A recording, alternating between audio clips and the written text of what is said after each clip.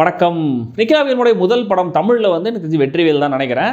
அதில் அவங்களுடைய ரோல் ஒரு முக்கியமான ரோல் அண்ட் நிறைய பேர் அவங்களை பாராட்டவும் செஞ்சாங்க. ஆனால் தொடர்ந்து அவங்க நடித்த ரோல்ஸ்லாம் கிட்டத்தட்ட சிமிலரான ஒரு எக்ஸ்பிரஷன்ஸ்லேயே இருக்கும்.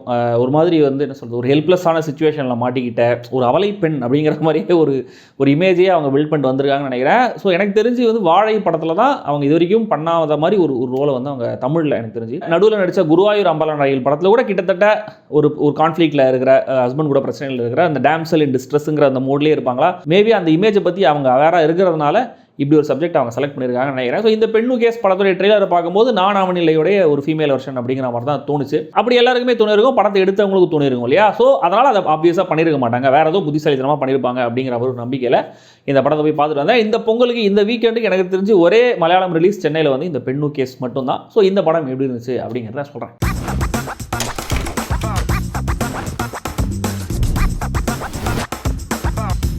பெண்ணு கேஸ் படத்துடைய ஓப்பனிங்கில் அஜு வர்கீஸ் அவருடைய கல்யாணத்துக்காக ஜரூராக ரெடி ஆகிட்டு இருக்காரு. எல்லாம் ஃபிக்ஸ் ஆயிடுச்சு, பொண்ணு வந்தால் போதும் தாலி கட்ட வேண்டியதாங்கிற மாதிரி ஒரு சுச்சுவேஷனில் இருக்காரு. அவர் மிடில் ஏஜ் தாண்டின ஒருத்தர், அந்த ஏஜ் ஷேமிங் வச்சு ஜோக்ஸ் எல்லாம் சில ட்ரை பண்ணுறாங்க. ஸோ பொண்ணு வரும், நம்ம பார்த்துக்கிட்டே இருக்கும். அஃப்கோர்ஸ் பொண்ணு வந்து நிக்கிலா விமல் தான்.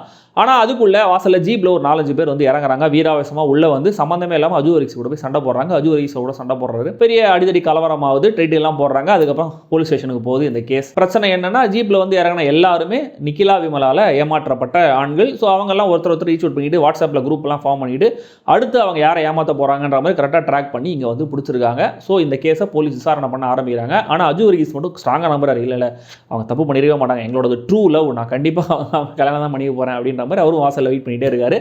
ஸோ இதுக்கப்புறம் என்ன ஆச்சு, அந்த இன்வெஸ்டிகேஷனில் தெரிய வர விஷயங்கள் என்னென்ன, அஜு வர்கீஸ் நம்பின மாதிரி அவங்க அப்பாவியா ஆர் கேஸ் கொடுக்கப்பட்ட மாதிரி அவங்க அக்யூஸ்டா என்னங்கிறது தான் இந்த பெண்ணு கேஸ்.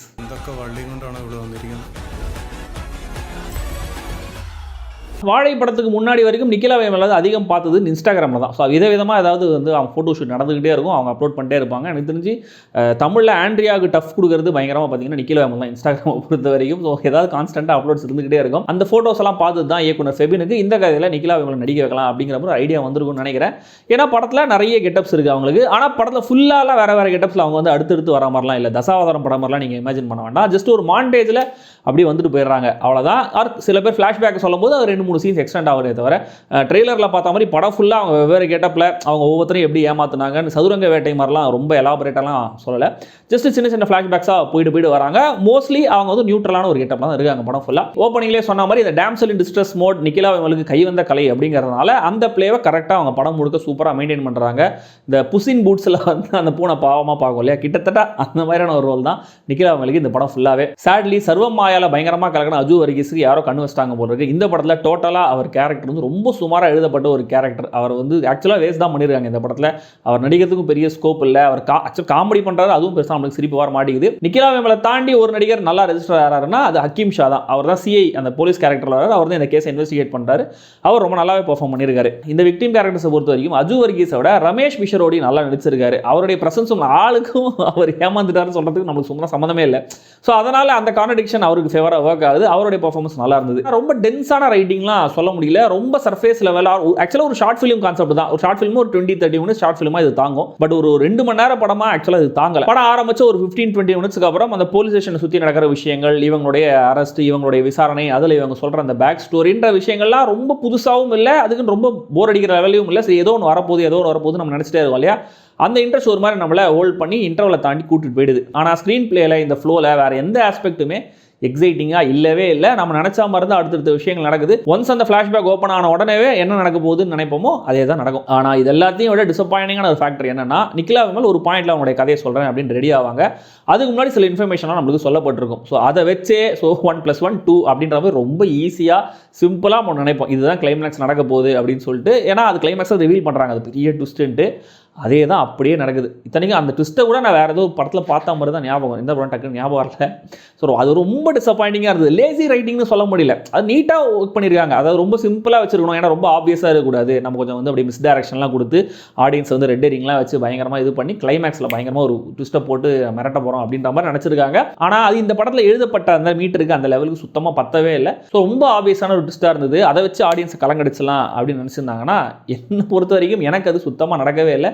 எனக்கு ரொம்ப ரொம்ப ஏமாற்றமாக தான் இருந்துச்சு. இவ்வளோ தான் நான் இதை சொல்கிறதுக்கு தான் எவ்வளோ நேரம் ஒட்டிக்கிட்டு இருந்தீங்களா அப்படிங்கிற மாதிரி இருந்தது. எப்பயுமே சொல்லுவேன், என்ன நடக்குதுங்கிறத விட எப்படி நடக்குதுங்கிறது தான் சினிமாவில் முக்கியம் அப்படின்னு. அந்த எப்படி நடக்குதுங்கிற ஒரு ஆஸ்பெக்ட் கூட இந்த படத்தில் அவ்வளோ சுவாரஸ்யமாக சொல்லப்படலை. அதுவும் ரொம்ப சாதாரண, ரொம்ப ஜெனரிக்காக தான் சொல்லப்பட்டிருக்கு. அந்த ஜெனரிக்கான ட்ரீட்மெண்ட்டுங்கிறத கிளைமேக்ஸ் சிஸ்டம் மனசில் வச்சு இவங்க ரொம்ப டெலிபரேட்டாக கூட பண்ணியிருக்கலாம். பட் ஸ்டில் கிளைமேக்ஸ் லிஸ்ட்டே எனக்கு ஜெனரிக்காக இருந்துச்சு அப்படின்னும் போது இதெல்லாம் எப்படின்னு நினச்சி பாருங்கள். ரொம்ப பொறுமையாக சொல்லிதா உட்காரவே முடியலையா அப்படின்னு கேட்டிங்கன்னா அதெல்லாம் கிடையாது. ஒரு மாதிரி எப்படி டைம் பாஸ் ஆகி போயிடுது. ஆனால் அதுக்குன்னு கண்டிப்பாக தியேட்டரில் உட்காந்து நம்ம வந்து எட்ஜ் ஆஃப் சீட்டில் பார்க்குற மாதிரி ரிலாக்ஸ்டாக உட்காந்து சிரிக்கிற மாதிரி 2 மோட்லேயுமே இந்த படம் இல்லவே இல்லைங்கிறதா உண்மை. ஓட்டிகிட்டே வரும்போது வேணால் மேபி பார்த்துட்டு சும்மா நீங்கள் எதாவது வேலை செஞ்சுக்கிட்டே பார்க்குறதுக்கு இந்த படம் உட்காந்து தான் இருக்கலாம். ஒரு விஷயம் வேணால் ப்ளஸ்ன்னு சொல்லலாம், இந்த பின் குறிப்பு மாதிரி இந்த ட்விஸ்ட்லாம் ஓப்பன் ஆகி எல்லாம் முடிஞ்சதுக்கும் ஒவ்வொரு கேரக்டரும் எந்த இடத்துல இருக்குங்கிற மாதிரி ஒரு விஷயம் சொல்கிறாங்க. அந்த ஒரு சின்ன சீன் மட்டும் கொஞ்சம் நல்லா இருந்து சுவாரஸ்யமாக இருந்தது. மொத்தத்தில் இந்த பெண்ணு கேஸ் நிக்கிலா மேமனோட இன்ஸ்டாகிராம் அக்கௌண்ட்டில் புதுசாக ஒரு 7-8 கெட்டப்பில் ஒரு 10 ஃபோட்டோ அப்லோட் ஆகிறதுக்கு ஆர் 10 ரீல் அப்லோட் ஆகிறதுக்கு உதவி இருக்கலாம். ஆனால் எனக்கு பெரிய டிசப்பாயிண்டிங்கான எக்ஸ்பீரியன்ஸாக தான் இருந்தது. மற்றபடி சார் நான் நிக்கிலா மேமனோடைய மிகப்பெரிய வெறியன் மேம், என்ன கூட நீங்கள் ஃப்ராட் பண்ணி அரெஸ்ட் பண்ணுங்க மேம் அப்படின்னு நான் போய் நிற்பேன் அப்படின்னு சொல்கிற ஃபேனாக இருந்தீங்கன்னா கண்டிப்பாக நீங்கள் தேட்டரில் போய் பார்க்கலாம். அவங்க உங்களை டிசப்பாயின்ட் பண்ண மாட்டாங்க.